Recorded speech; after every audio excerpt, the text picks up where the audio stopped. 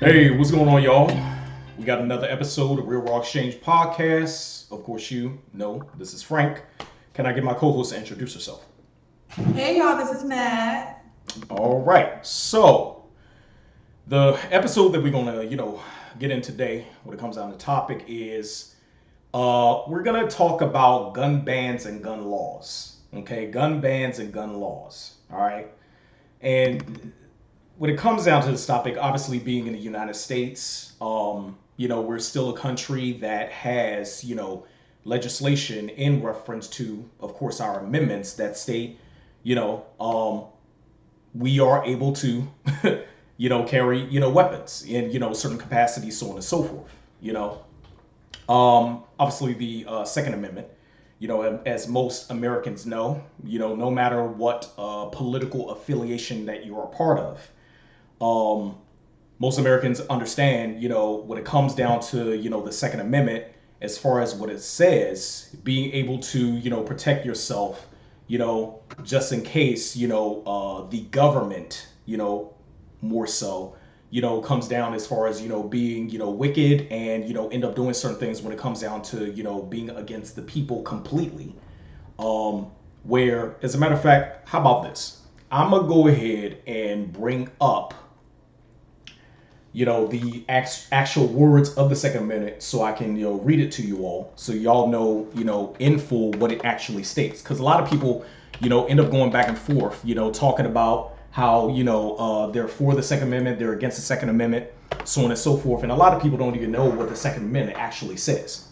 So this is what the Second Amendment within the U.S. Constitution, that was created back in 1789, but revised in 1992. Okay, created back in 1789, revised back in 1992, and it states as follows: a well-regulated militia being necessary to the security of a free state, the right of the people to keep and bear arms shall not be infringed. I'm only laughing at well regulated. And I'm only laughing because is it a part of the revision? You know what? Because I had that in my notes, y'all. I took notes because I've been following this, and there was some stuff I wanted to bring up, and that was something in my notes without reading the Second Amendment actually. But that was something that I had written down in my notes. But So, I'm wondering if that's a part so of it. I mean, we're gonna go in because I don't know specifically if that was a part of the revision or that was always a part of the original version. I'm not entirely sure, but that's also something that we could look up. Nevertheless, it's still within our Second Amendment. When it comes Yeah. down to the rights of the people. Now, here's my thing. So the reason why we want to do this episode, because we wanted to go in and talk about this recent bipartisan gun bill that just got passed on a federal level, when it comes down to our executive branch. Of course, the executive branch, we're tying it back to the president of the United States in reference to our President Biden, signing the bill in reference to this bipartisan law now, where in the bipartisan law, it essentially goes back and forth on, the details in which, you have the bipartisan, Safety Communities Act, and other aspects in reference to making sure that, the people are protected, when it comes down to or under certain stipulations in reference to gun usage. Okay. Yeah. Now, one of the biggest things in reference to this is, and I'm gonna be real with you. I foundationally understand politics, but I am not a political guy. I am not a political guy. That is just not me. Why? For me, Democrat, Republican, conservative, liberal, two sides of the same coin. And that also depends on what coin you're using. And who it benefits. And who it benefits when it comes down to who actually created the coin. You know what I'm saying? Yeah. So for me, it's this thing where one of the details, they talk about is, the aspect of, the protection, against, or the protection of, people within families, as far as, people who, were domestic, abuser offenders. Yeah.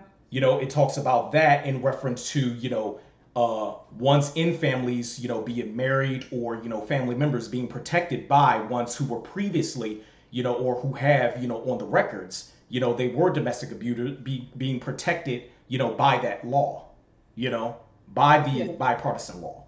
Another detail it goes into, is in reference to being able to regulate, the aspect of young people, of a certain age, I believe under the age of 18, them not being able to purchase,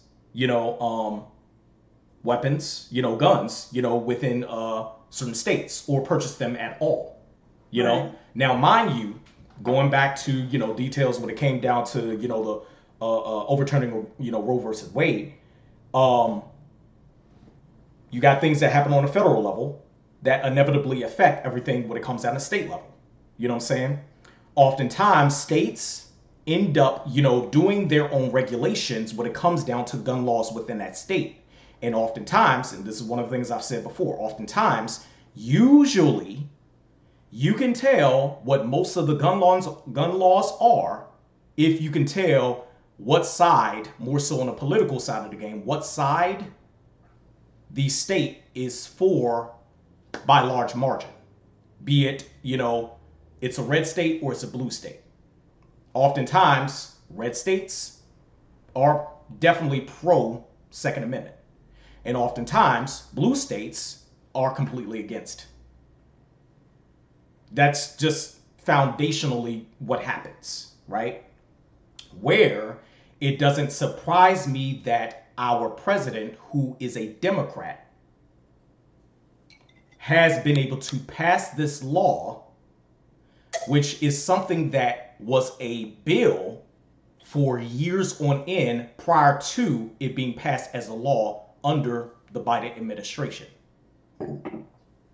It's very interesting to me, you know, where going back to, details in which, bipartisan law, going back to the details of, the bipartisan gun law, where also the details in which certain people under certain stipulations are either protected or, have other services to be able to delve into. To give an example, when it comes down to, someone who is psychologically disturbed.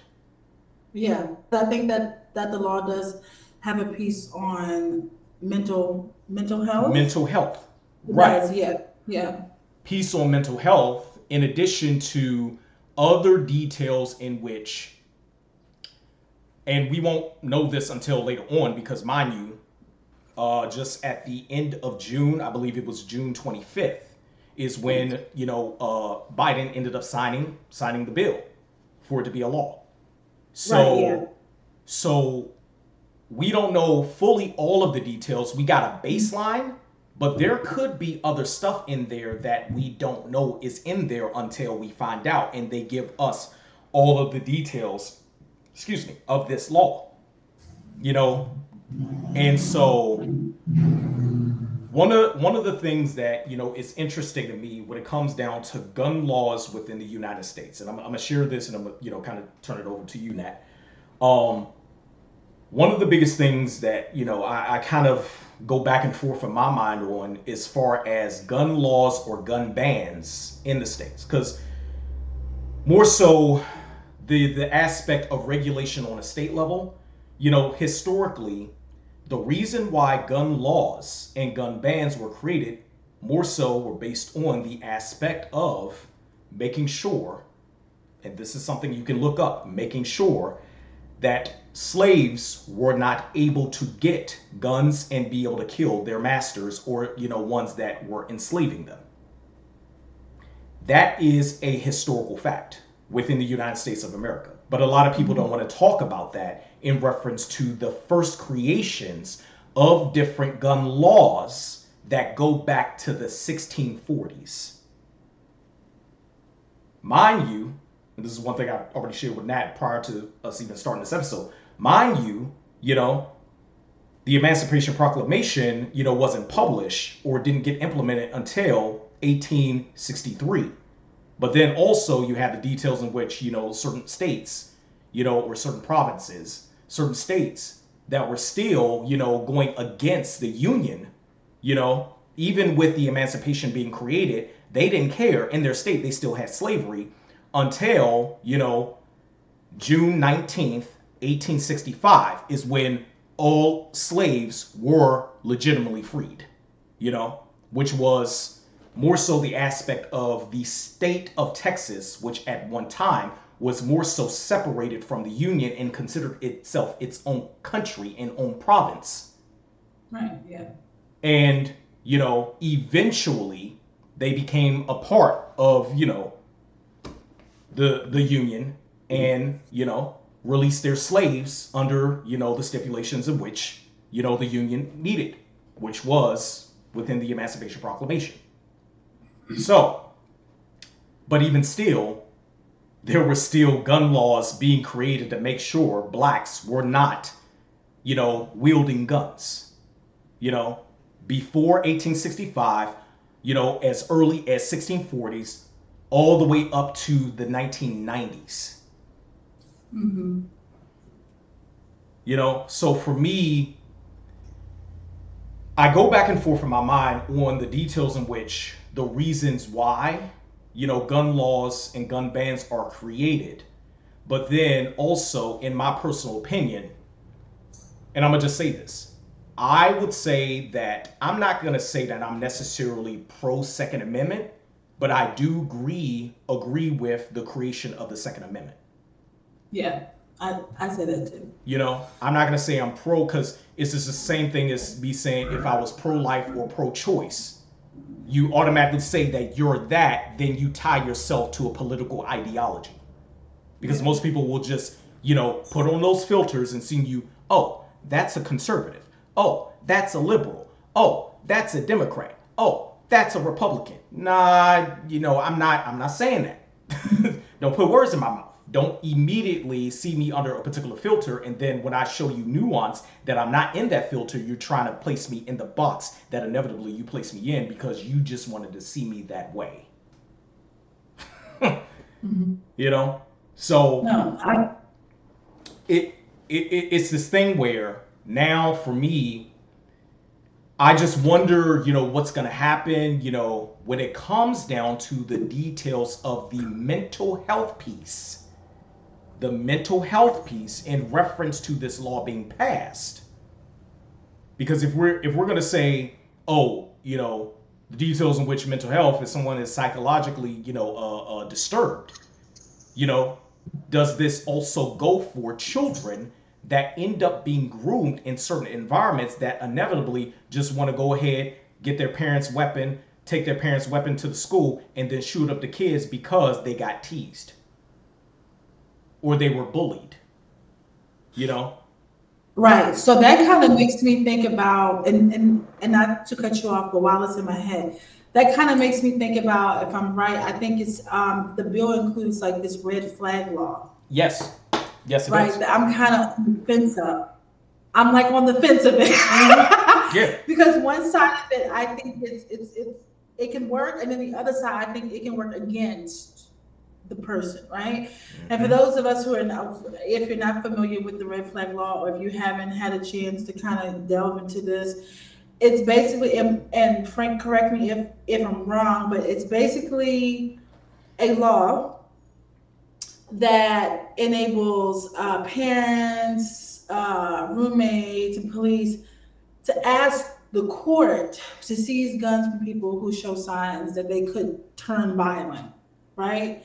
And there's 19 states, including DC, where I'm from, that have these laws. Mm-hmm. And from what I understand, basically, you don't have to necessarily commit a crime to fall under this law. But if someone in your family, or well, no, wait, I'm sorry, y'all, I'm getting this confused with the domestic piece, because there's a lot of different moving pieces. Mind you, it still says, and I'm gonna cut you off real quick because I'm gonna read this and I Yeah. want you to continue. So here's an aspect on what is in this bipartisan law when it comes down to the red flag laws. So it states it also sets up grants for states to encourage set up grants. Listen to that. Set up grants for states to encourage red flag laws which allow police or relatives Okay. and acquaintances to petition courts to order the removal of a gun if the individual is deemed dangerous.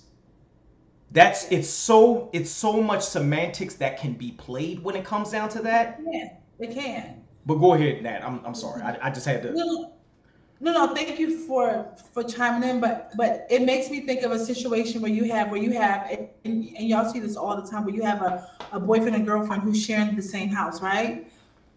She gets mad at something that he does. That could potentially put him into a situation that, in the moment, she's making an impulsive decision, not really thinking about how it could affect him long term. Mm-hmm. But how I understand it, and correct me again, is that this piece that's put into the act, she can basically, make it to where he cannot, or he'll no longer be able to buy a gun, right? It's That's how I understand it. It could be used. The red flag laws Yeah. could be used. Or if you think someone is capable of committing a crime, that's the piece that got me. Right. If you believe, like, this person hasn't even committed a crime yet, but Right. if you think, hey, Frank is walking down the street, he looks suspicious, he looks like he might hurt me, or I feel like, he may do something. Does that fall under this law? Does that mean that he gets put into this pool of people that are, and in my mind, are somewhat profiled in a way? And But I feel like, here's my thing, and I don't mean to cut you off. Here's my thing when it comes down to this. The biggest thing that is a catch-all for me in reference to this is how it says allows police or relatives to denote Sneezy. that relatives and police are on the same level when it comes down to knowing a person. I'm Yeah. like, what? Yeah, I can get acquaintances because Yeah. you can have someone that is acquaintances and they're not a relative. You know what I'm saying? They're not a Yeah. relative based on marriage. They're not a relative based on blood. You know what I'm saying? And you've known this person as if they are family because they're family to you because you've known them for like 14, 15, 16, 25 years of your life because you grew up with that person. You've been around that person. That person knows your demeanor, your personality, and vice versa. But yeah, to say that a police officer is on the same level as a relative? yeah, Nah, homie. Like, yeah. what police officer is going to know you well enough to believe or deem that you are now dangerous enough to Right. actually take a firearm, shoot someone when you don't even have a police record? Exactly. Exactly. And that kind of makes me think, and I'm gonna speak on a personal level, I guess I will. I am well, I'm not gonna say. But what I will never mind, take that part out. What I will say is that when you talk about different states and their different laws and their different regulations and policies about gun ownership, it amazes me how broad it is and how some states are really not on the same page. Like, they're just States not. are, it's not, it's You know what I never, it mean? never will be on the same page. States are not going to be on the same page because Right. this is a monopoly. Gun Yeah. ownership is a market within the states. Oh yeah. Yeah, So it is. it's beneficial. It is beneficial for these gun companies. You know what I'm saying? Sig Sauer, you know what I'm saying? Colt, all of these different gun companies. Right. Yeah, go ahead. And here's something that kind of got me too. I've been following the Illinois shooting, okay? And one of the things that kind of struck me was that this the shooter use, first of all, he disguised himself as a woman. Okay, whatever. He disguised himself as a woman. I guess that was to help conceal his identity as a man. I'm not really sure what the issue, I mean, why he did that. Nonetheless, he had an AR-15 rifle, if I'm right. Correct me if I'm wrong. I think that was the gun he used or the firearm he used. Yeah. And he fired off, I think it was like 70 rounds into an innocent crowd of people. Mm-hmm. And I don't understand why, while I understand why some people feel like this law or this bill, I'm sorry, this law is a violation of constitutional rights. You do have some people on the other side that feels as though, no, we need this in place to protect whatever, right? I kind of feel like how you were describing it at first, where you're not for it or against it, but you're happy that, but you agree with it being created. I'm with that. But I also think that let's just take home defense, for example, and I hope I'm not rambling, but home defense, if you have a firearm or a gun for home defense, if it's well regulated, why do you need an AR-15 rifle? Why do you need an assault weapon? Here. Like I don't know, I'm like in a heavily wooded, I don't know. But you don't, I guess, why do you need that? Why did this guy have the AR-15 rifle? Here's my take on the aspect of the different modifications of weapons that someone can have. It goes back to consumerism. Yeah. It goes back to consumerism. What is the difference between a high capacity magazine compared to low capacity when it comes down to a magazine that only has 4 rounds compared to a magazine that has 30? What is the difference between having a AR, where most ARs, or for that matter the details in which ARs were used, were more so given to military personnel in reference to them being able to do certain operations so they can win the fight and come back home, compared to you having a small 22 that only has 5 rounds in it, based on you having a mag of 5 rounds or mag of 6 rounds. You know what I'm saying? What is the difference between the aspect of you being able to have, a Mossberg, shotgun, that, only, carries, 2 rounds at a time when it comes down to double barrel action, compared to having a automatic pump shotgun that can carry 15 slugs or 15 buckshot that you can just, shoot off, every time you get the pump action get going. What is the difference? A lot of it is based on preference and the amount of money you have. Yeah. No, I agree. And companies play on that because they want your money, which reinforces their wealth. Yeah. I mean, I agree that a lot of this does result in consumerism.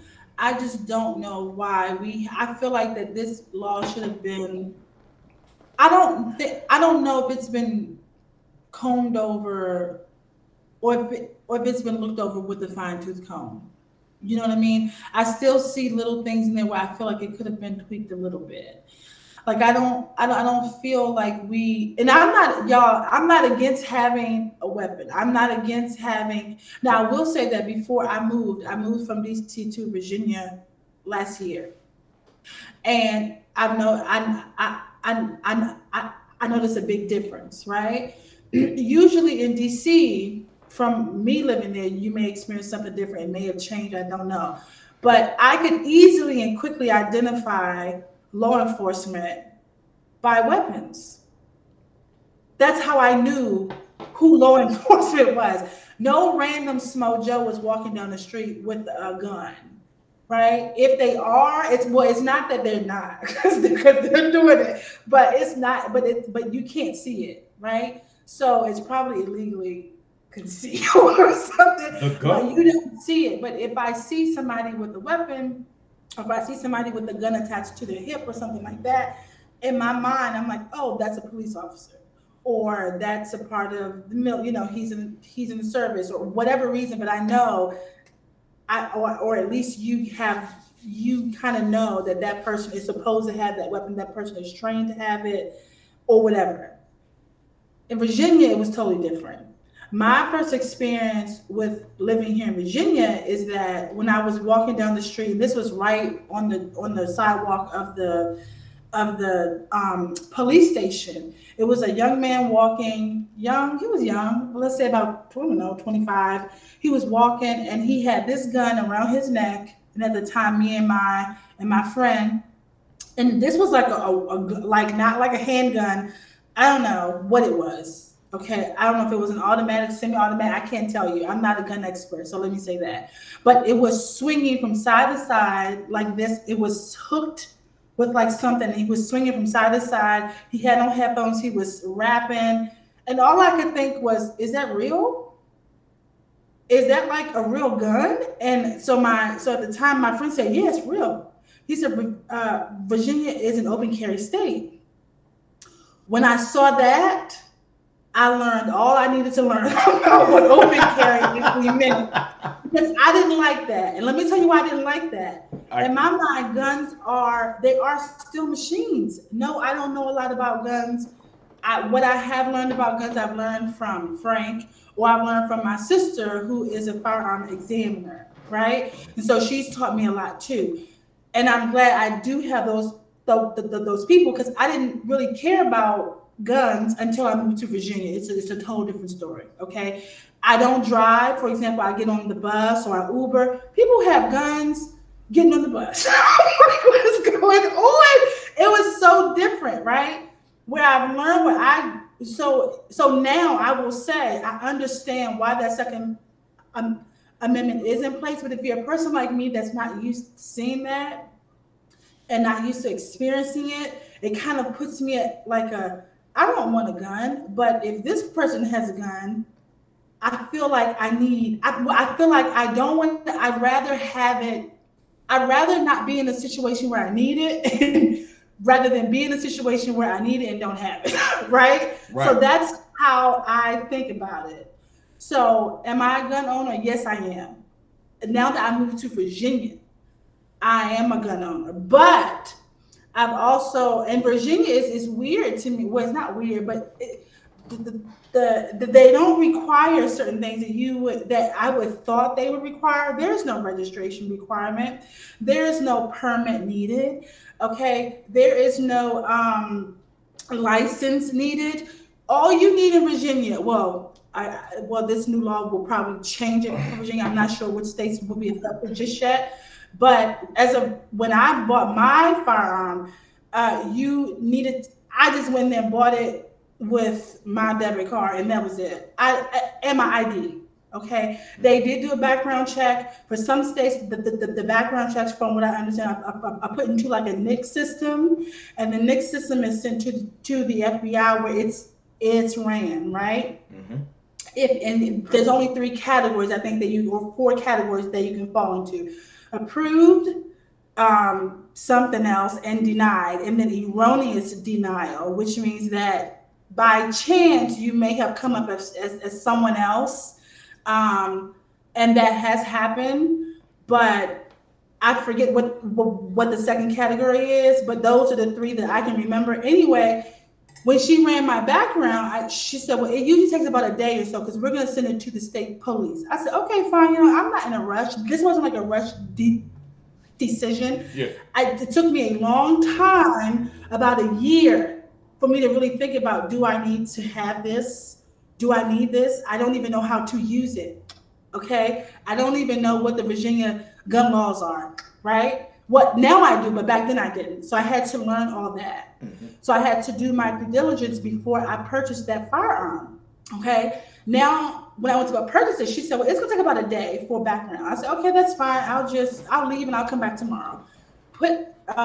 Gave her my information. By the time I got to the door back, she said, Miss So-and-so. I said, yeah. She said, your background is back already. I said, what? I couldn't believe it. I said, okay. And she said, Oh my gosh, she said, I've never seen this. And I think her and her husband own the shop. It's a very nice shop. There's people there who are well experienced from what I can tell. Hmm. They answer all your questions.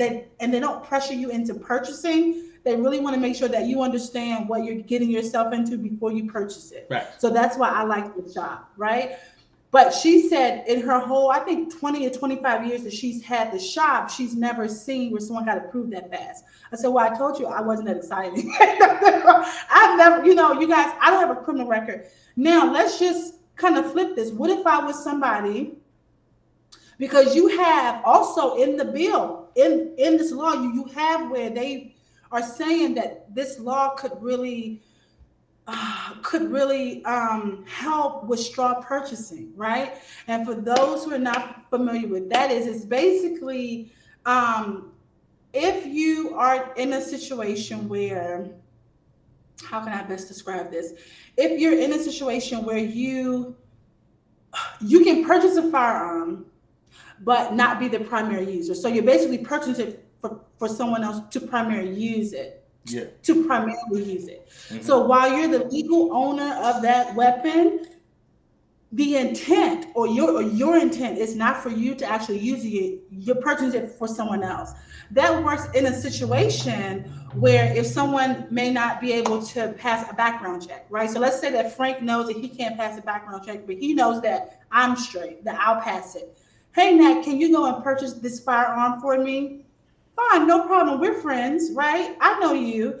I'll go do it. So I do it, knowing that it's not really for me. I'm not going to use it. He's going to be that primary user. But that firearm is registered to my name. Facts. It is legally considered my firearm. If anything happens with that firearm, it is traceable. Look, I don't care what they tell you out there. They can trace that firearm. I'm telling you. Anyway, that straw purchasing, in that case, what if I wasn't a good person per se? What if I was a person that was purchasing for somebody else?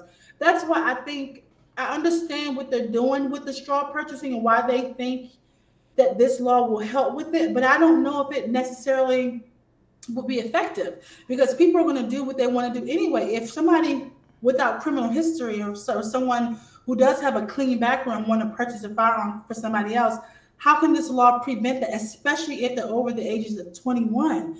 The law basically says that I think that if you are between the ages of 18 and 21, that, what does it say? Oh, it offers incentives. It offers incentives, and I'm not sure exactly what all of them are, but it offers incentives for states to basically impose tougher background checks, right, on buyers between the ages of 18 and 21. Now I'm 35. No, I'm sorry, I'm 37. You see where I'm going with this? So I think it's like holes in there where I'm like, come on, really? Come on. I don't have to be, and that's what I want to say. I mean, I think that they're trying to figure out a way to tighten it up for people, especially for the younger crowd. And I'm totally for that, because it's some people, because some of the firearm shops out here do not allow you to buy a firearm if you don't have an ID. Yeah. But, right, so you do need an ID. But if you're in like Texas, I feel like you don't need nothing. Look up Texas gun state laws, y'all, because I did. I compared Texas with DC, with Virginia, and with some other, and with California, because we all know California is like this everything. And mind you, I live in the only reason California exception. the only reason why I'll say, because there always is room for learning. You know what I'm saying? I'm not going to say that I'm, extremely proficient when it comes down to gun laws, but I definitely do know a lot with living in California for a total of 6 years. Yeah. Like for me, being in California let me know everything that I couldn't do, which let me know what I could do, especially when it comes down to the aspect of state reciprocity laws.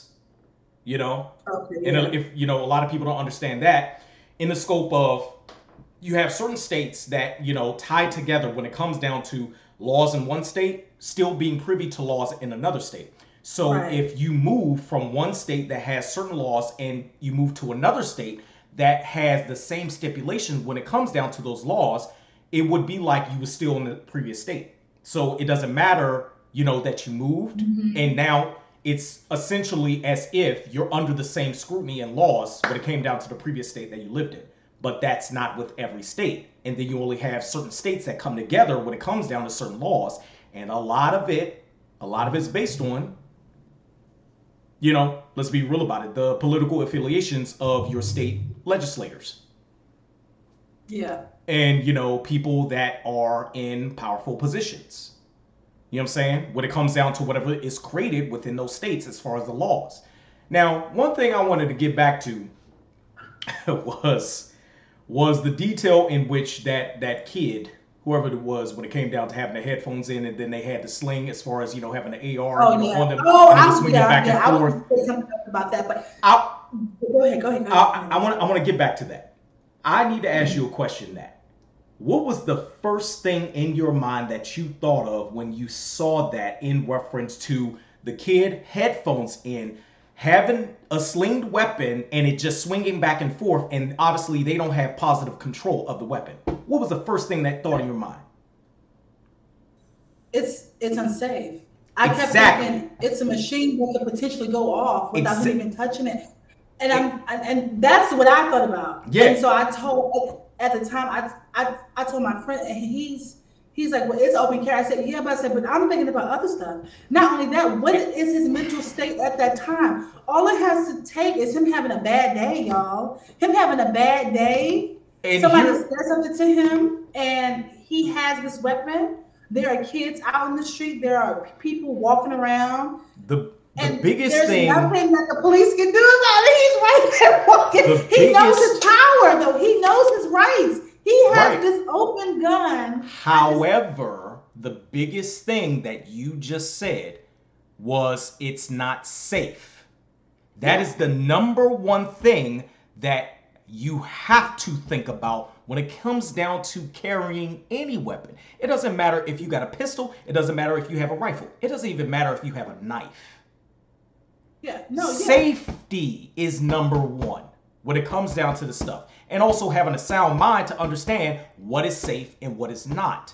If you are literally open carrying a rifle, an AR-15, AR-16, whatever it is, you know what I'm saying? You're literally open carrying one and you don't have positive control over it, 24/7, or, within the time frame you are outside and it being open and people can visually see it. You are not a safe gun owner.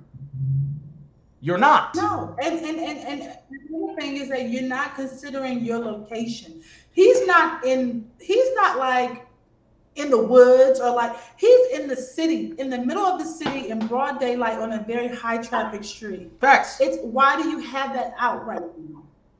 Right. Why? And why is it not secure? That's what I kept thinking about. And I was like, okay, fine, open carry state. Okay, got it. But that's not safe. I don't think that's safe. All it takes is for one swing. Maybe it's swing to his shoulder and his shoulder hits something and then it goes off. It's going to blow somebody away, blow me away. That's not safe. One of the first things. That's all I kept thinking about. One of the first things when when I took you to the gun range, that I first taught you in reference to having any weapon, especially if it's a pistol, rifle, shotgun, the first thing I taught you was safety.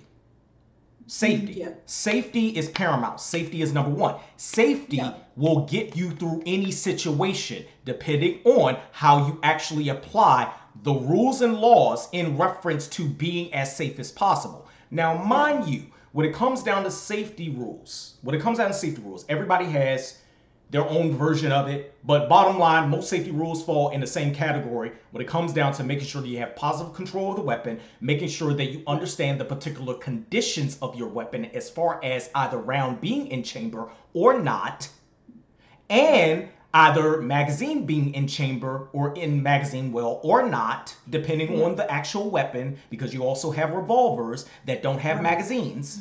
Yeah. You know what I'm saying? In addition to the details in which the positive control, as far as either having finger, on trigger or finger not on trigger, straightening off the trigger until you intend to fire, you know? Exactly. Yeah. Like intent.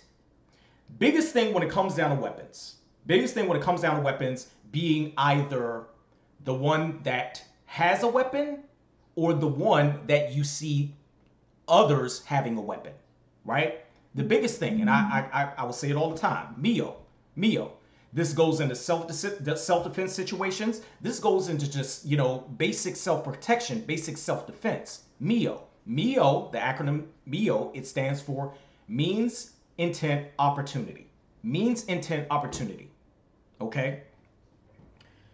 Does the person have the means to be able to destroy you, or do you have the means to destroy someone else? What is their intent when it comes down to the behavior and demeanor? Okay? And opportunity more so goes into proximity and range. How close you are to your target, or how close are you to someone that sees you as a target, compared to the range in which they are able to get to you based on the particular weapon system that they have, be it knife or something that they can shoot a projectile. Right. These are things that a lot of people will not study because they more so delve into the political jargon and rhetoric that comes with what is said in the media that, continues to have this division of, conservative views and liberal views and all that other crap. No, bottom line, we all need to come together when it comes down to safety and being as safe as possible if we are going to continue to reinforce a American ideology, which is our Second Amendment, so we can protect ourselves. Yeah. If we're going to do that. Where, like I said, I'm not necessarily for the Second Amendment. I understand the need for the Second Amendment and why it exists. Right. I understand it. I understand it historically. But the biggest thing is, one of the things that we also have to talk about is the marketplace when it comes down to the need or people's need to have guns compared to their need to be safe. Because we can count 3 countries on our hand that still carrying weapons is in the fabric of its constitution. Oh, yeah. You know what I'm saying? Like around the world. Around the world, the only 3 countries, if I remember correctly, is the United States, Mexico, and I believe another country within Central America. And that's it. No, most other countries that were similar to the United States when it comes down to, being able to have, carry weapons, out in the open, so on and so forth, protecting yourself, they did away with those. They rescinded those laws. But it just so happens we still have them. It just so happens Mexico still has them. Let me share a story. So, 2 stories as a matter of fact. One story is when I was a time when I was working in Finland, right? And there was this man that I knew, good man. At one time, a friend of mine, older gentleman, I got to know him when it came down to different things that I was doing in reference to work. And all of a sudden we started talking about gun laws and, how the states, when it comes down to gun laws in the states compared to, guns, in, how guns are seen in Finland, right? And so, more so when it comes down to guns in Finland, more so they're used obviously for hunting, you know what I'm saying, and for sport. Not necessarily for the aspect of thinking protection against another human being or protection against a corrupt state or government. Yeah. Okay? Not in that mindset where when they say, oh, we're going to go shooting this weekend, you want to come? It's more so out of skill in reference to being able to hit a target paper target, or in reference to being able to go ahead and do what you need to do when it comes down to those live animals out there, as far as what animals they say you can shoot to be able to, I guess put a mantle on, freaking, in your house. You know what I'm saying? Yeah. Taxidermy, as we call it, right? So, one of the biggest things that I had a conversation with him about, great man, he was like, why is there really a need to have as many guns as Americans have? Because you will have a normal gun owner in the United States with 15 ARs, about 5, 357s. You know what I'm saying? 5 shotguns. Like all of these guns, but how often are you using every single one of them? What is the purpose in having all of those guns? Like, to give an example, we have certain states are obviously going to have certain bans when it comes down to certain weapons. You know what I'm saying? Like, to give an example, the aspect of, the AR, which typically is for military operations or operations when it comes down to security because of what that weapon can do, especially, if that weapon ends up having a high capacity, magazine in it. Right. And some states have even banned the features on some of the automatic and semi-automatic weapons. Right. Exactly. When it comes down to, weapons not being fully automatic, or, they have stipulations on, where you can use your semi-automatic features on a weapon, where you have to, there are certain, ways that you can manipulate the weapon system itself to make sure it only shoots 1 round every time you squeeze that trigger, compared to shooting 3 rounds, semi-automatic 3 rounds, when you squeeze the trigger, or fully automatic every time you squeeze the trigger. And if you hold the trigger, they shooting out, you know what I'm saying? Right. Yeah. Like, a kid, at freaking recess, eating some sunflower seeds. You know what I'm saying? Spitting out the shells. You know what I mean? Yeah. So the biggest thing is, I get it, the aspect of regulation, but inevitably human beings are going to do what they want to do within the paradox of choice. Especially if they have been so used to taking for granted certain privileges. Oh, that kind of brought me back to something else. But go ahead. Used to taking for granted certain privileges, because inevitably, putting it in this perspective, inevitably, a government is to govern its people. It's not to care about its people. The purpose of a government is to govern its people, so the people are reliant upon the governmental system. By definition. Yeah. So let's just say there is a situation where the government ends up having certain leadership, which I don't think this is going to happen to the way or degree that we may think about. But let's just say the government ends up, saying, oh, we need to get rid of so-and-so, such amount of people because, we're overpopulated. But I'm going to just throw this out there, they could do that in many other different aspects, i.e. pandemic. However, that's a joke, slightly. However, they could also be like, well, we're going to use our military as a means to jot down numbers. And that completely goes against civil rights. You know what I'm saying? That completely goes against human rights. You know what I'm saying? Yeah. So let's just say that happens.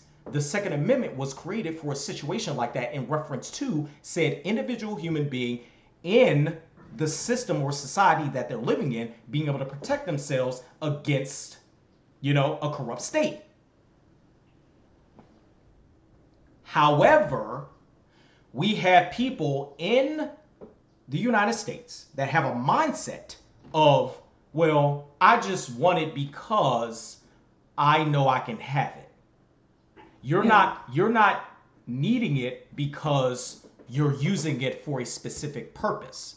If you had a specific purpose in it, you would more so understand the aspect of paradox of choice when it comes down to having small quantity of weapons in certain locations in your house based on certain scenarios that you have to be prepared for in reference to self-preservation and self-protection, self-defense, versus having legitimately a room of guns and you have not shot all of them.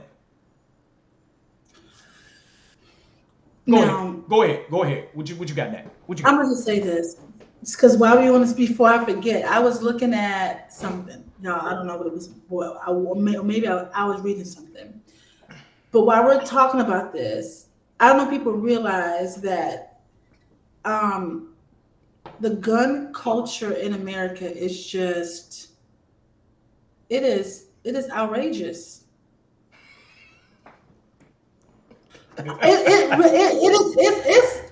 It's really outrageous. There are, how can I say this? There are more guns in American households than there are people. That is a fact. That is a big There fact. are more guns in American households than there are people. And if I'm right, I think I'm right. If I'm not right, I'm not too far from the truth. But I think Switzerland did like some type of survey. And in the survey, or the results from the survey, basically found that I think that there are like 120 guns to 100 Americans or something like that. That's ridiculous. There are to 1 million. Numbers may be off, or something like that. But to every 1 million, this is what I heard. To every 1 million Americans, there are at least between 350 to 400 million weapons. Yeah. As far as ratio. So think about that. Like, now mind you, not every American. And no other nation has more people. I'm just saying, y'all. And that's what I researched. That's what I found. It's crazy because I always go back and forth in my mind. My thing is, if you have, as an individual American that owns weapons, if you have more, in my personal opinion, if you have more than 5 weapons in your house, and those weapons are only excluded to a something that can shoot a projectile, that's too much. Yeah. That's entirely too much. Yeah. You have more than 5? Absolutely too much. And the only reason why I say 5 is because for, let's just say, a full family home, not a single family home, but a full family home, right? I'm talking about the aspect of tactics in reference to placing weapons in your house in certain locations. Right. So if you're in this room and said threat comes in house, automatically, boom, let me go ahead and get my 6 Sawyer. It's already loaded. Mm-hmm. I'm in said location, ready for said MFer to be able to come through the door where I can shoot them in the leg because that are considered more lethal. So when it comes down to the court case, I'm able to beat it. Yeah, and not to bring gender into this, but I'm just going to go ahead and insert it real quick.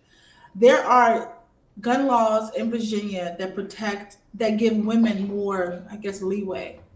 If she's in her home. Okay. Now, I stated earlier that I have a gun, that I am a gun owner. But mine's, hopefully I never have to in my life.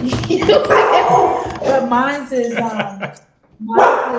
primarily for, that's my first line of protection. In fact, Mine is primarily, Lola, come on. Mine is primarily for home defense. So I hope I never have to use that. Right. And I only got one. Okay. Her name is Dolly. Okay. And I named her on purpose because I figure if somebody comes into your house, usually what they ask, at least on movies, is there anybody else here? I'll be like, Dolly. So right. just think about that. But anyways, what I was going to say is that women have they have some, not privilege, because they can get in trouble too. I mean, we can get in trouble too for it. But there are laws as far as if someone comes on your property, whether you're in a house or an apartment. And DC is different because it may have changed, but I think it's if you have a home, it's different than if you live in an apartment where you share a unit with other people. And that's even yeah. even if you can, when it comes down to DC, that's even if you fall within certain stipulations of having a job, that requires you to be able to do some type of concealed carry. Right. You know what I'm saying? Because more so in DC, like they really, like cracked it down. I would say, like DC is kind of under California when it comes down to gun laws. You know what I'm saying?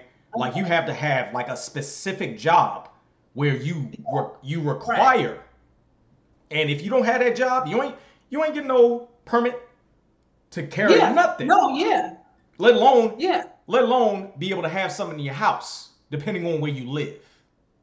Right. Yeah. You know what I'm saying? So. Yeah.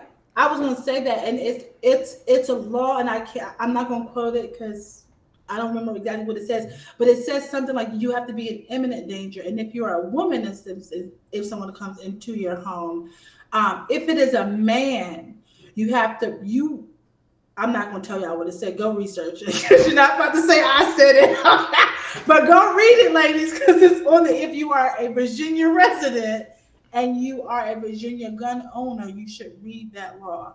Let me guess. It says something along the lines of deadly force is authorized based on it being a man, coming in the home. Something like that, but there is some fine print in there that if you don't understand it, go figure it out. Go ask an attorney about it. Yeah. Don't just assume that if a man breaks into your house that you have the right to use deadly force, because you have to read it. Yeah. But like I have multiple lines. Well, multiple. For example, I have a security system, right? Yeah. I have a dog that could possibly kind of hold it off. I don't know if she's gonna do that, but she holds it off for a little bit. I have some pepper spray. I have things that I can prove. Look, I've tried these things, and that didn't stop this person from coming at me in a violent way. But you have to be able to prove that you were in imminent danger. Yeah. Know what that means, because it's not the same thing as what some people think it means. The other thing I was going to say is that I was looking at a video earlier, and a news reporter said, and he was speaking about the shooter, about I think it's Creamer, out of Illinois. Mm-hmm. And as y'all know, this new law says that it's going to make it hard, or they're going to basically stop, I think, in some states, if you're younger than the age of 18, just that you won't be allowed to purchase a gun. I think that's what it says. Yep. He's saying that the reason why these young boys, and he did not put a race on it, he didn't say young white boys, young black boys, but he did say, well, no, he did. He said that one of the reasons why these guys are buying guns and having these mass shootings is because it starts at home. And he said a lot of times that they're being raised by women. I'll say that. And he said that, and if they're a white male, and this was a white male reporter who said this, if that matters. But he said if they're a white male, he said that the women are telling them that they are privileged, that they can go out there and do this and do that, and that they are white, and so they should be white. And I didn't really get what he was saying, and I couldn't really finish the rest of it. But that's basically what he said. I don't know if that's what's going on in white people's houses because I'm black. But if it is, I just don't know how I feel about that. I think that's a a political ploy. I think that's a political ploy with using race as a catalyst for it. And here's why I say that, because I know and understand that racism still exists, but racism also exists with ones that are ignorant and have certain levels of stupidity. Okay, and I'm gonna just put it in that perspective. Where And I think that mental health has a huge. I mean, facts, besides racism, it's some of these people are really mentally unstable. They are. Nora, what's wrong with you? Mentally unstable. Like, but when you have someone on primetime television or on a media outlet, let me put it like that, a media outlet that is willing to say the perspective of young boys coming from single parented or single mother parented homes. There you go. Single mother parented homes. And they are more so the ones primarily that would be the ones that would be doing these mass shootings. Yeah. It for me, it's like it's very concentrated within a certain message that, in my personal opinion, is too finite to be a rule. It can be an exception. It and there's articles out there that saying that these gun massacres or these mass shootings is a women's issue, and I thought that was interesting to kind of pair those two together. I don't know if it's issue. I would say this. I would say the only thing that I would say if I play devil's advocate on myself, right? The only thing I would say that I could understand in reference to them saying that, and especially if they have more data to back that up, is the details in which how single parented homes, when it comes down to mothers, oftentimes, or even because more so baseline, there are more single parented homes that are parented by mothers than there are by fathers. Okay, especially in the United States, because of for so long the complete autonomy of a woman's body being up to the woman, compared to all the details in which how it more so went completely against the man, and the man had no say so in either wanting to be a parent or not.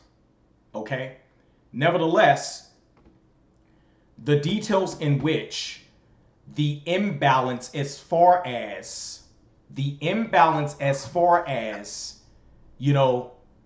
young men being brought up by their mothers only, with no influence of the father as far as a baseline of being able to understand how to control their emotions, and a woman understanding a young man needing to control his emotions, because that young man is not going to be seen the same as a woman within the society, as far as her emotions being more accepted than a man would,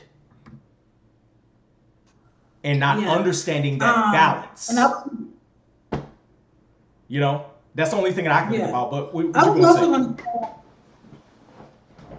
No, I agree. I was also going to add that if you think about it, I'm trying to stay on subject, but if you think about it, since we're bringing like the whole single woman or family component into it, I feel like in some situations, especially where you have the single parent household, where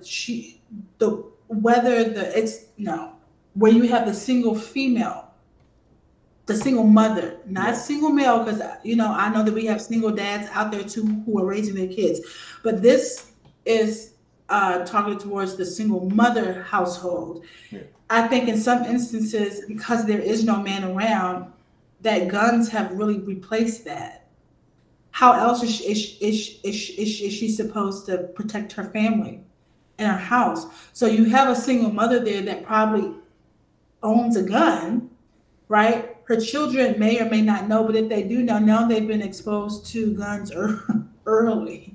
And let me just say, nothing breaks my heart more than seeing on the news, a child who has just died from a gunshot because the mother or the parent was being negligent by leaving it out unsecured. We just talked about being safe with it, and sometimes it's just not safe. I have a gun here. I did not purchase my gun until something happened with the breakup because I had little people coming around, and I didn't feel comfortable with that. Because you just never know, kids get into everything, right? So that was a decision that I made on my end. But if you are a single mother that do have kids and you can't make that decision because your kids are always around and you do want to provide them safety, really get something that is secure. I have a gun safe.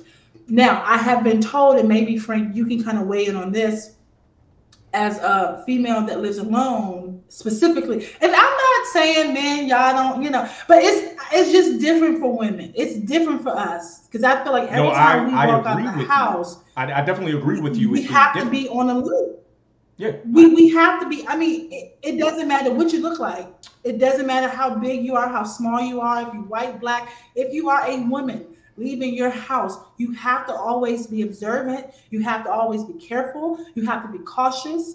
And you just have to really kind of not be as naive, right? Or not gullible. You have to be protective of If yourself. you So I said that to are say that when yeah, you do. Like you really, because you just don't know. if You have no you idea. if you are a woman in the United States of America, based on the amount of privilege that a American woman, let alone a black American woman, the amount of privilege that you have when it comes down to certain freedoms you have compared to the risk of having those freedoms, then you need to understand how to protect yourself. Because, and I would Right. even put it in this perspective, there are certain freedoms that kind of go over your head in the scope of like, okay, you don't have a man in the home, you're single, or you're not with anybody, you know what I'm saying? And the aspect of protection in reference to certain men, I would even say certain women too. Certain men and certain women Yeah. out there that may want to take advantage of you, you know, Yeah. more so men on the forefront. Certain men wanting to take advantage of you, you have to protect yourself. Doesn't in the United States of America, you have to understand both sides. Have to understand the side of being able to protect yourself, but then also have to understand the side of if you are with a man, letting him protect you. Because that's also another thing. Yeah. Because we Yeah. go into this dynamic of, I'm by myself. I don't need no one.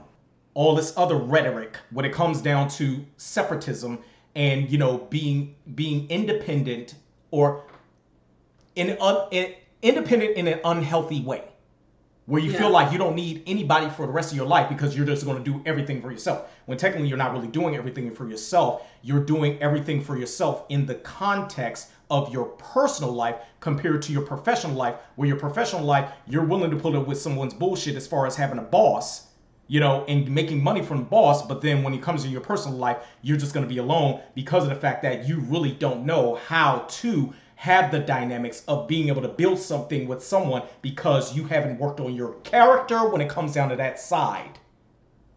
But Right. you're going to work on your side when it comes down to making that money all day when currency by itself has no value. Not unless you invest and have wealth. But that's another conversation. That's another conversation. Yeah. Nevertheless, the dynamic in which, more so often than not, the American woman making the choice to be single. Well, that's a whole nother issue. That's a whole. Because I'm when you make that choice, you kind of give up the whole idea of, well, I'm a woman, I need whatever your sexual preference is, but I need somebody here to I'm gonna keep it a oh, buck. And, protection. that's I'm not even gonna go there. I'm just gonna say I'm gonna that. put it. I'm gonna say it the way I think it need to be said. More on the forefront, 80% of the time, because we're groomed in a society where we don't have a strong sense of collectivism, we have a strong sense of independence and being separated from everyone. More often than not, most women, no matter your sexual orientation or sexual identity, more often than not, the choice is to be single and then do whatever else you want to do on the side in that singlehood you have picked. Nevertheless, if you are making that choice, you still have to understand protecting yourself. Going to a martial arts class, going to the shooting range, being able to go ahead and purchase a weapon once you understand the safety when it comes down to that weapon. In addition to the fact of, if you have a weapon in your home, understand the details in which safety means being immersed in the functionality, and usage of said weapon system, and teaching others in that house at a baseline based on age and competency how to use it or how to be safe around it. Not, which oftentimes happens, not out of sight, out of mind. Okay, well, when it does go in sight, what happens to the mind? You know what I'm saying? Yeah. Like, Yeah. No, I agree. I mean, I, I just agree. And yeah. And if I can I was gonna say something to it, but I forgot what I was gonna say about that. But there is one other thing I want to touch on if you got time. we got we Um so let's just talk about schools and businesses real quick. yeah. I just gotta get this Yeah, out. yeah. All right. I was talking to a friend of mine who has kids, and I was looking at um, what's in place to protect our kids. What is really in what protocol, what I don't know, action plan, what preparedness procedure, whatever is in place to protect our schools and our kids. And I think this law has something in there where it has, I don't know if it has like a plan. Again, I haven't read the entire thing, but I think it has something in there where it um I don't know, does something with schools. I forget what's in there, but I just think that our schools and businesses and our homes need an effective active shooter, preparedness protocol or action plan. A friend of mine was telling me, Kyra, some of y'all may have seen her on some other episodes. She has children, and to give you some more insight on why I'm bringing this up, she said that one of her kids' school basically has an active shooter action plan that goes something like this. They separate the kids into two different groups. One group is supposed to, run, so we have like run, hide, and fight, right? So you run first, you hide, you find a place where you feel like the person cannot find you, where you feel like you're safe and no one can find you, whatever place that is. And then if that doesn't work, you have to be able to physically defend yourself and know that if you choose to fight whoever this person is, that your life will depend on it ultimately, right? But if you're talking about kids, it kind of swings a little different because these are kids, and depending on what age. Now, I'm talking about elementary school kids, right? Babies who cannot physically defend themselves against grown people, right? That just doesn't make any sense. So they have the kids separated into two different groups. One group is supposed to, I guess, run and hide and find like a hiding place with some teachers. And then you have a smaller group of students that are supposed to distract the shooter. If I have that right. And when I heard about that, I said, what do you mean? Basically, they are, and I hate to say this, but I feel like that that they're asking innocent kids to sacrifice themselves to save the other kids or to stall for more time. That's what it sounds And like I to me. feel like, That's what it sounds like to me. what the hell kind of active shooter plan is that for an elementary school? Why are they putting kids on the front line? Because I don't because understand there that. is no, and you know what, I'm gonna say it. There's no true investments in paying the teachers, because this is one of the biggest things that I have somewhat of an issue with, because I'm gonna just be real about it. The main reason why I will not teach on a grade school level, because I know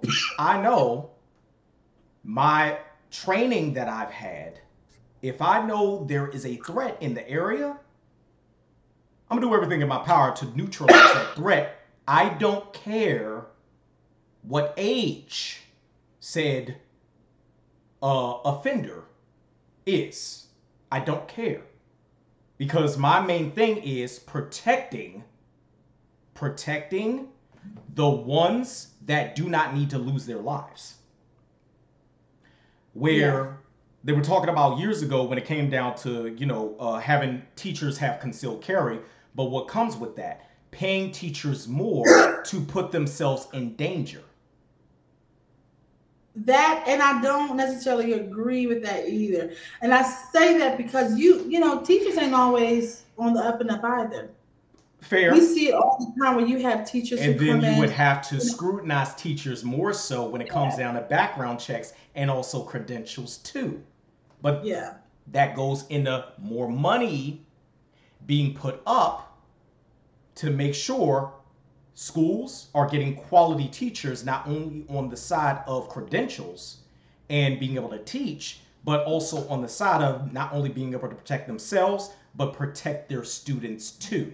So now it's a higher level of responsibility and accountability when it comes down to becoming a grade school teacher. And they don't want that to happen because, let's be real about it, education in the United States, I'm just saying, the States, it's like, it's a hit and miss. It's a hit and miss, you know? And this is just based on my studies of it.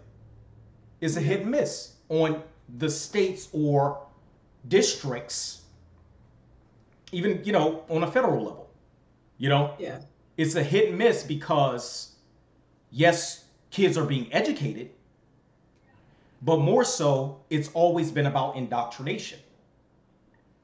And how can you focus on the protection of lives when you're just indoctrinating students to become consumers and workers? I said it. I said it. What? I don't know. It's just, I don't know. Anybody out there in the comments, stop me when I'm lying.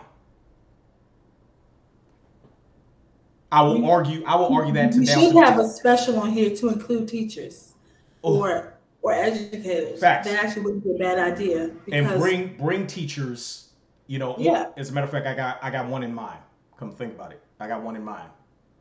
Come think because I about it. think that they could add like some value to this conversation. Yeah, yeah. They do because they are.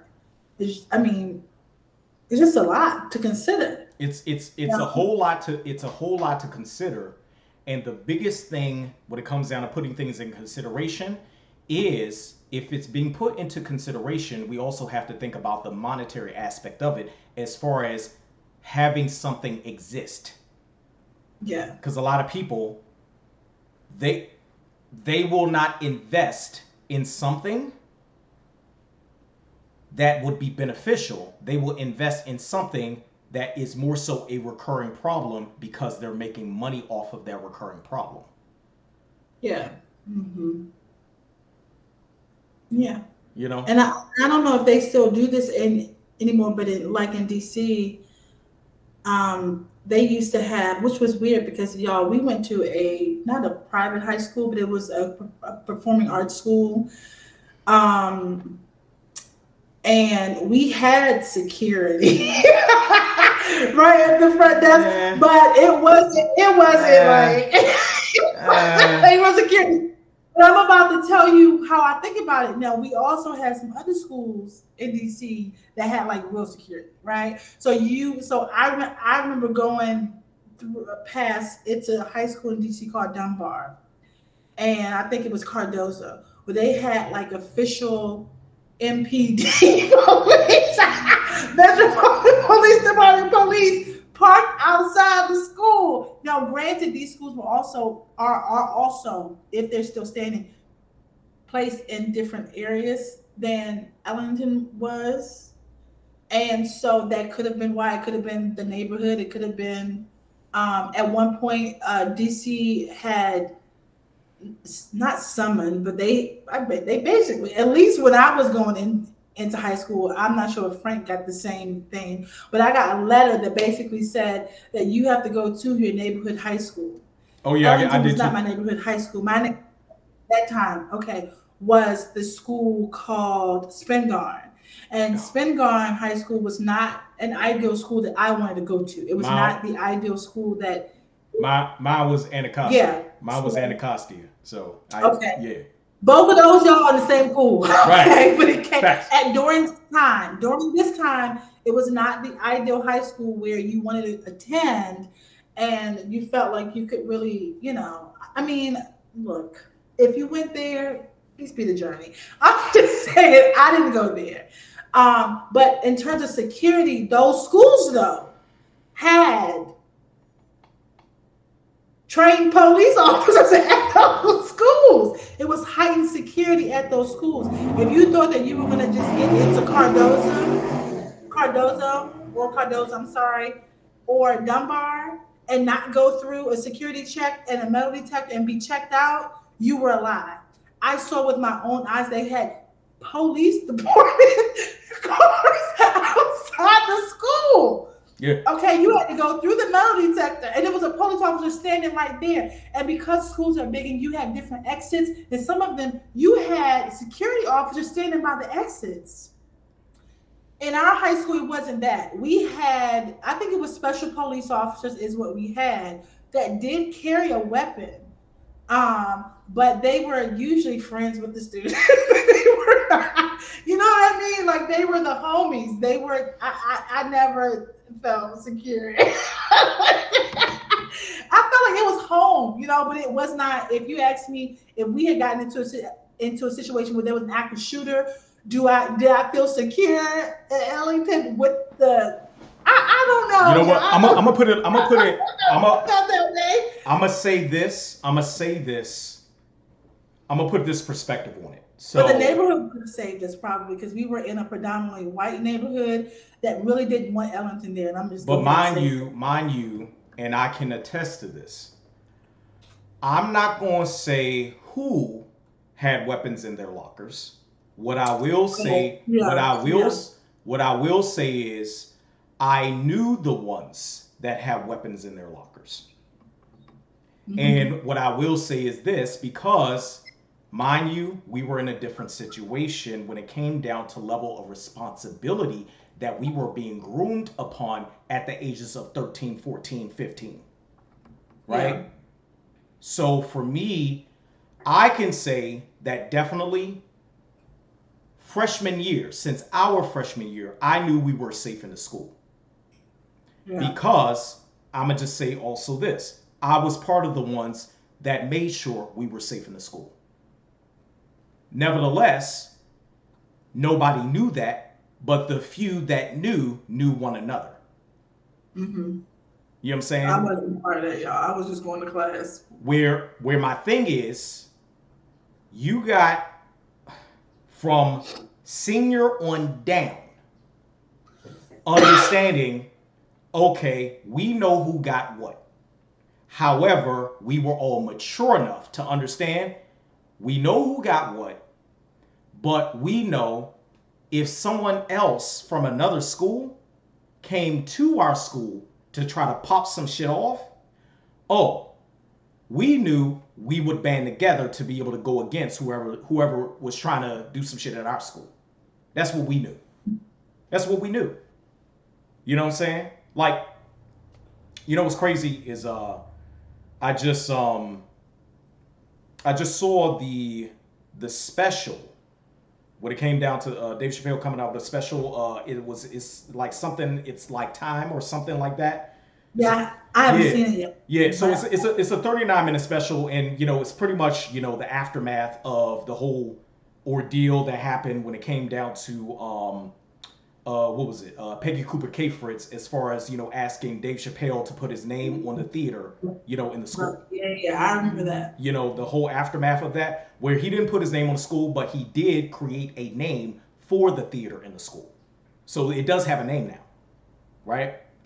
Nevertheless, he was talking about a time where when he was going to Ellington, where the details in which a situation happened with one of the students in the school, in reference to some kids in the neighborhood, in his neighborhood, trying to bully him or gang up on him or what may have you, and the Yeah, kids was coming to the school, and it was a situation where and he made a joke about it, but it was a situation where the men or young men in the school came out of the school to go up against whoever was trying to bully the kid in the school, because it was more so now you're a part of Ellington now.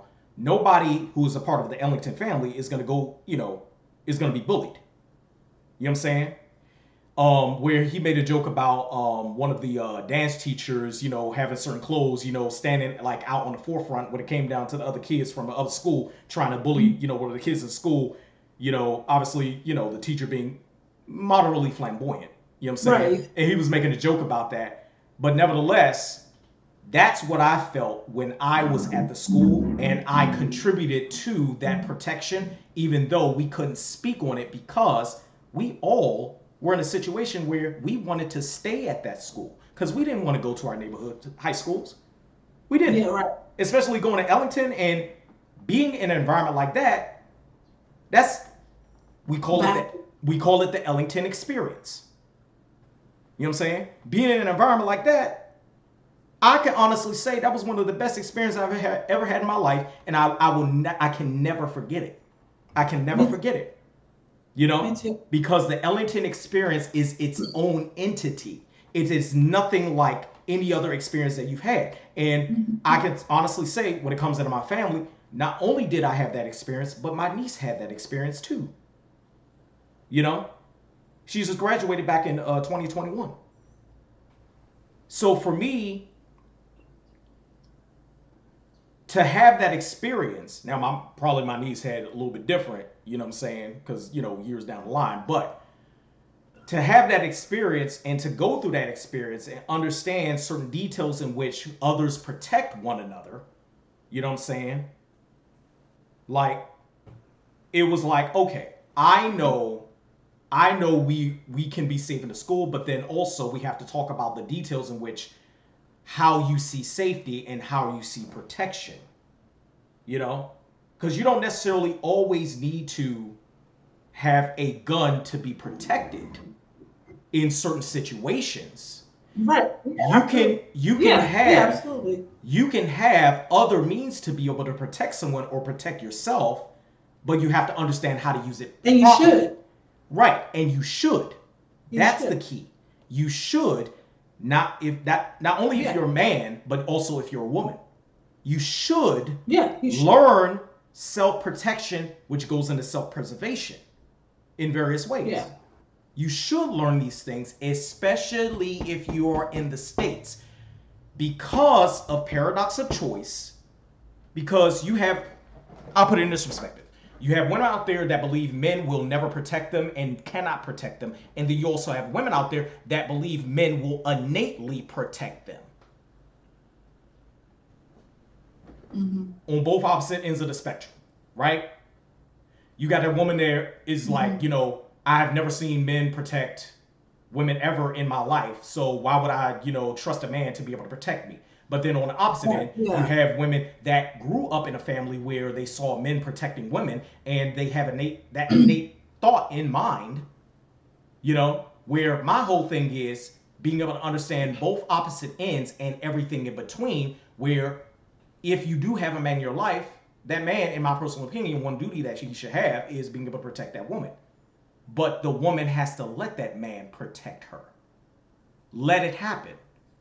Let him do what he feels he needs to do, which is only within his own essence to be able to do that. And then, and not even that, but that is, I'm old school, but I believe that both parties in a relationship has a place. I'm Take that how you want to take it. I a believe lot that of the people woman, dismiss roles because they I feel like know, it's traditional, yes, even though, and here's another big thing, and I'm gonna put this out there, even though when it comes down to most women this day and age being modern, they still through hypergamy expect a man to be traditional. And it just doesn't work that way. There must yeah, be a compromise if you want to have some level of partnership or if you want to have some level of peace. yeah, and Now, I think, yeah, I, I'm gonna say this last thing. Nevertheless, that opposite end, when it comes down to that woman who's not used to a man protecting them, letting that man protect them, that man wants to be in that woman's life, compared to the woman who has always had men protect them because of what they have been groomed with, still learning how to kick a motherfucker's ass, learning martial arts, right? Learning how to fight, but then also learning how to use weapons properly and the mhm, safety of them. yeah, Opposite ends and everything in between. Having a baseline of being more malleable in your mindset to understand, well, I'm not going to be the woman that believes I only can protect myself, which puts me in a disposition of thinking that I'm alone, which puts me in a disposition of not being able to trust anybody, which puts me in a disposition of being caught off guard on things that I may not know. But then on the other end, you still need to learn how to protect yourself. Do a little bit of jujitsu, some Muay Thai, maybe some boxing. You know what I'm saying? On they the even have. I attended, ladies, a women's self defense class. So they have self defense classes that are specifically for women. You can attend those. I did. I do. it's it's I just think it's important. I really do. it is important.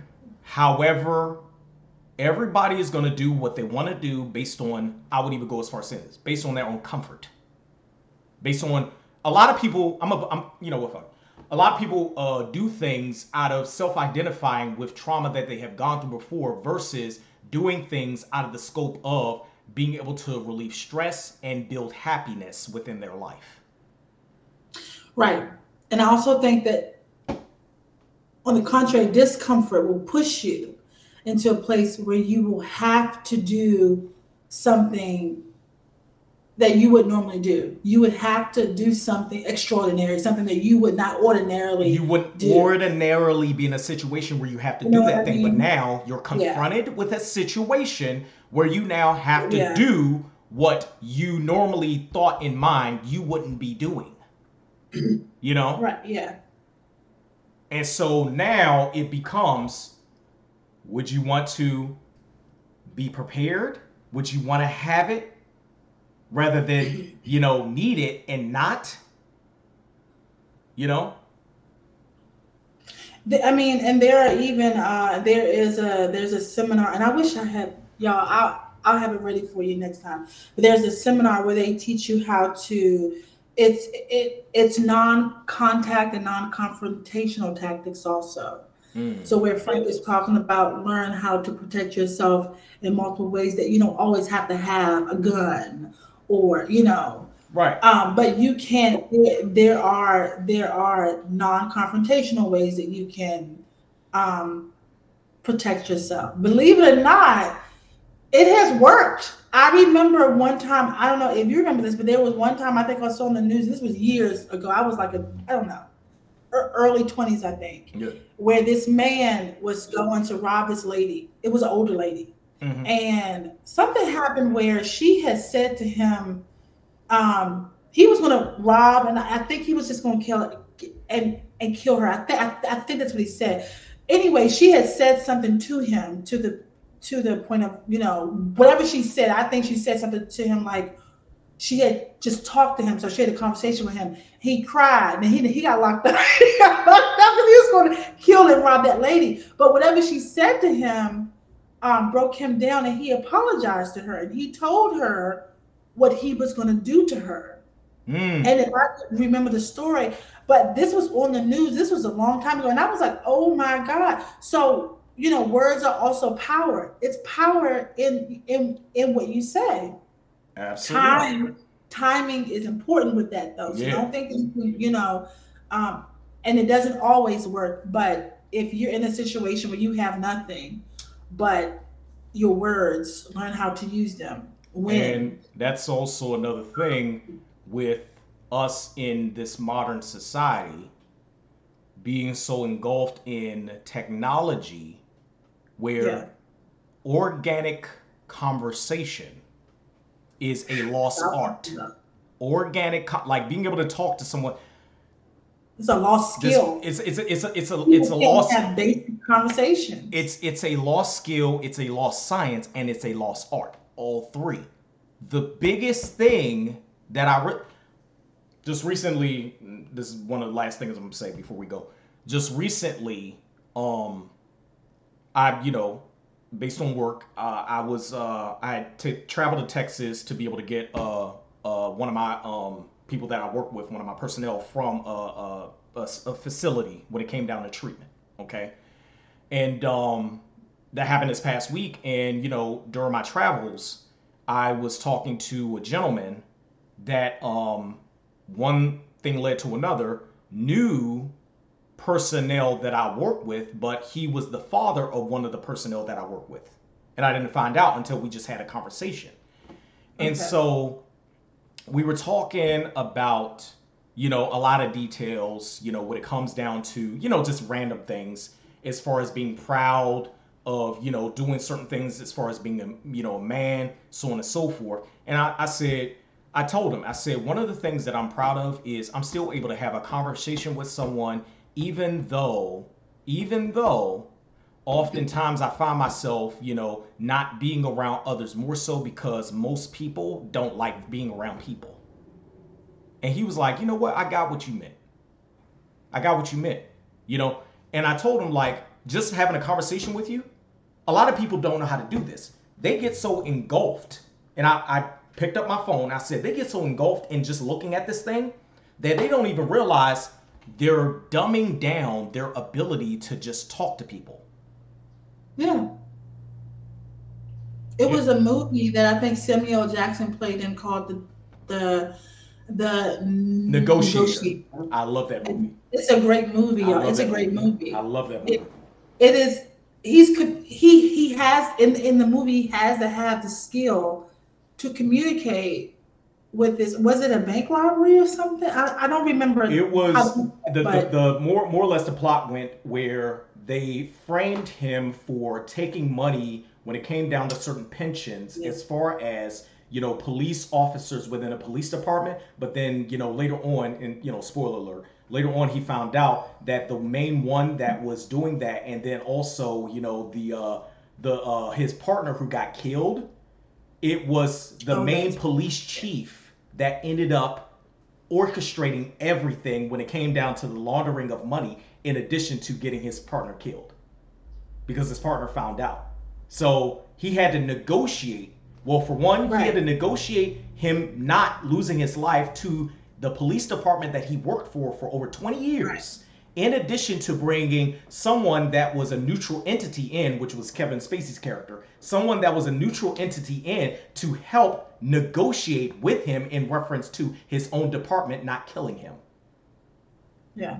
That movie, I'm sorry, It's I'm a a great movie buff. movie. I haven't seen it I'm in a, years, but I'm I a movie remember buff. some of it. That movie, like, as soon as you said it, I was like, dope movie.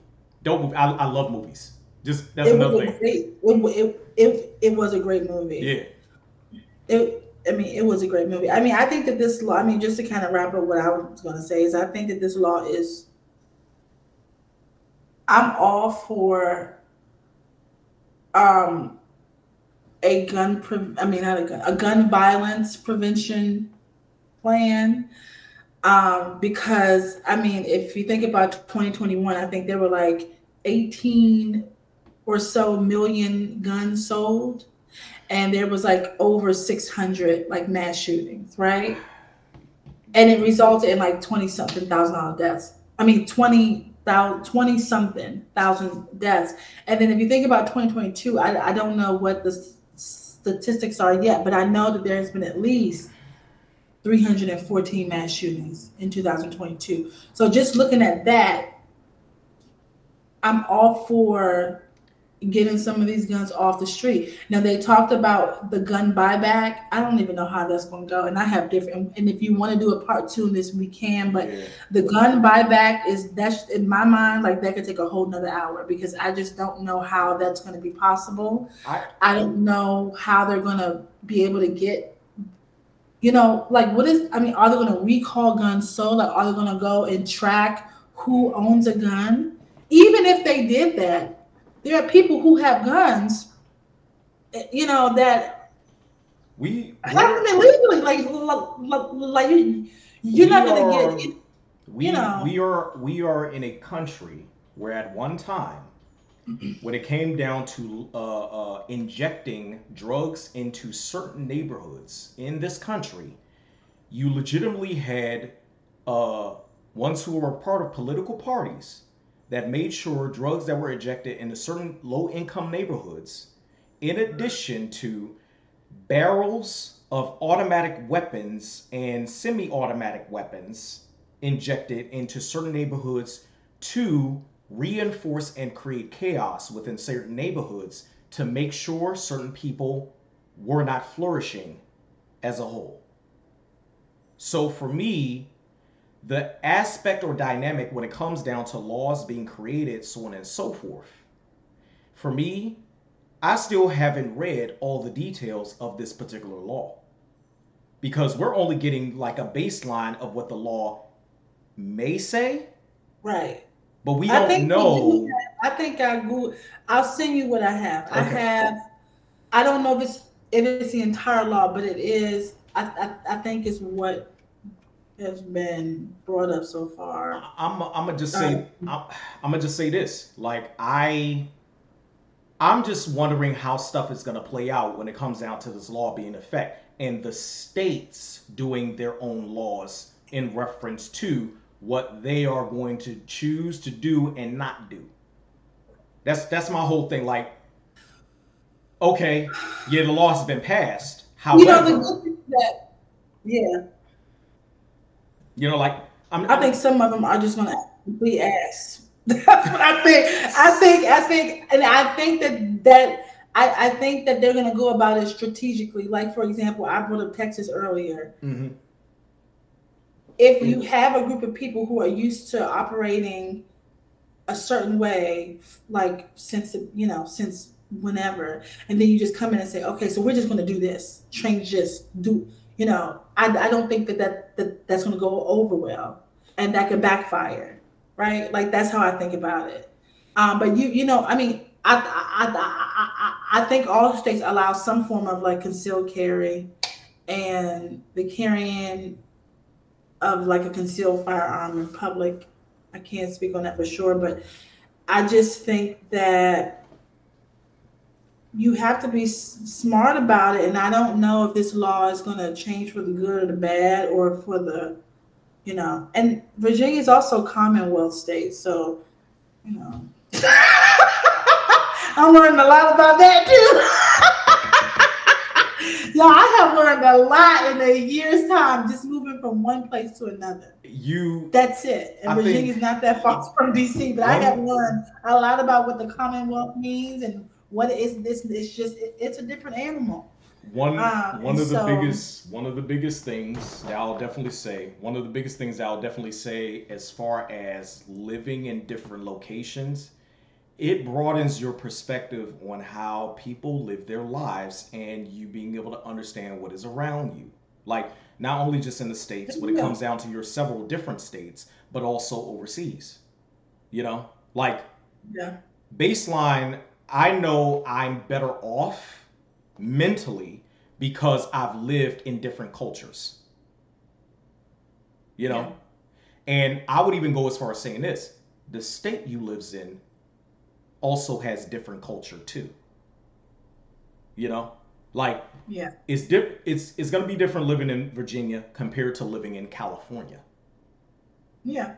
It's going to be different from living in California to living in North Carolina. You know what I'm saying? Like, I consider states their own little countries. You They know what I'm are. saying? I mean, they really are. They just are. It kind of makes me think about like the peaceable journey law, and I'm not even gonna go into that, but Oh, I'm just gonna say it kind of makes me think about like what's what's legal in one state may not necessarily be legal in another state, but if you have something like the peaceable journey law, it gives you not a pass, like kind of like that, right? It's kind yeah. of like, well, I can have this thing in Virginia, but it's not legal in, I don't know, Massachusetts.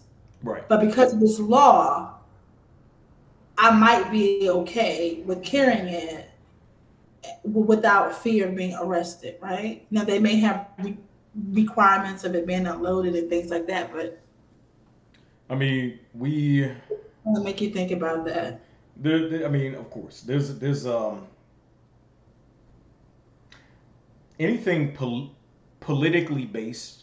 This is just my take on it. Anything politically based is to benefit its politicians that are acting upon something that is politically based. It's not. I don't. In my personal opinion, nothing is completely for the people in reference to the government. It's being able to govern its people in reference to the government doing what it should do by definition. And it's not going to completely always be for the people. The government is not for that. A government is not for that by definition. So for me, like, I get it. Everyone believes in nationalism in the way they need to believe it. I believe in nationalism in the way I need to. You do, Nat. However, if a lot of people, and this will be my last point, if a lot of people looked into what the definition of a government is and understand that, then it will reinforce for them, and this is not on some libertarian shit that I'm trying to be on, but it will reinforce Mhm. more responsibility in themselves to maneuver for their best interests to get out of life what they know they need within whatever situation they are in. Yeah. Be more autonomous to utilizing your life to do what is necessary with the time that you have. You know, Mhm. what doesn't necessarily mean you're for everything but you're against everything. You just need to be a little bit more intelligent when it comes down to you tying yourself or acknowledging you saying you're for something or against something. You know, that's all I'm saying. You know, where you got people that are for this bipartisan thing, you got people that are against it. Where's the middle ground? Where is the gray area that most people actually live in? Because that's more nuanced, which human beings are more nuanced. You know, so Yeah. but I guess that's it. Now unless you got something else in that. No, no, I think I'm done. I mean, I think that we covered a lot, and I think that the fact that this was like a bipartisan, decision. I think it wasn't just a blue decision. Right, right. I'm just wondering. So I do like that part, though. Yeah, I do like the fact that it was something that both could just come to a common, could kind of agree on. So I like that fact, yeah, y'all. And the more I get into politics, I'm not saying I've never been a person to kind of get into the politic of anything, with the exception of something that directly affects me and my life and my family and the people I love and my community. I will come out and say that. Yeah. And I think that this affects everybody in a very serious and just life changing way, you know. So it's one of the reasons why I don't like watching the news because I'm tired of hearing about killings. I'm just tired of hearing about it, you know. I don't agree with. I still don't agree with the way in which we profile within this country. You know, on various levels, various aspects. I don't agree. I don't agree the way in which we do it because oftentimes ones that are doing what they need to do are inevitably going to be seen in a particular way. You know, no matter how they act. But that's probably based on the ignorance of the ones that are in the that have the power to be able to scrutinize in that way. I think it's more so based on their ignorance and their stupidity compared to them legitimately using laws to help the people, not just govern the people. Help the people, not just govern the people. So take what you can from everything, but don't take in everything as if it's one whole or one entity. And don't just take in one thing as if it's the only thing that exists. That sounds like the Bible. I'm gonna stop. I'm Hey, done. I could quote the Bible too, but obviously, you know, we're gonna have people in the comments, you know, getting upset when it comes down to me saying things about, and I've done it before, but I know. No, I'm just saying, like, just overall, Yeah. you know, don't take the Bible word for word. Don't take from it what. Take from it what you can. Yeah. Take from it what you can because you got people who they hardcore, you know what I'm saying? Everything in the Bible is golden. Everything though? Yeah. Everything though? Are we really wanna put that out there like that? You know what I'm saying? Yeah. But then again, even us saying this, a lot of people gonna be like, well, I ain't gonna listen to them no more because of the fact that they don't believe. Yeah. Yeah. I don't take the Bible from a literal standpoint. I definitely don't take everything in it for golden. For one, it was um it was written by man, and I have my own. But you know, I believe in a God of my own understanding. So you Hey, that. hey, I'm gonna just say this for all of my religious people out there. When it comes down to your own specific religious book, answer this question for me in the comments. How is your religious book allegory? Answer that question for me. If you can answer that question, all right, then we can have a conversation. But I know if you don't want to answer that question, I know you're going to take everything religiously from a subjective standpoint, and you're more so going to want to argue with me because you think I'm trying to change how you think. I'm more so just trying to get you to think. But nevertheless, Raw Exchange Podcast. Y'all take it easy. Have a wonderful week. Bye. Bye bye.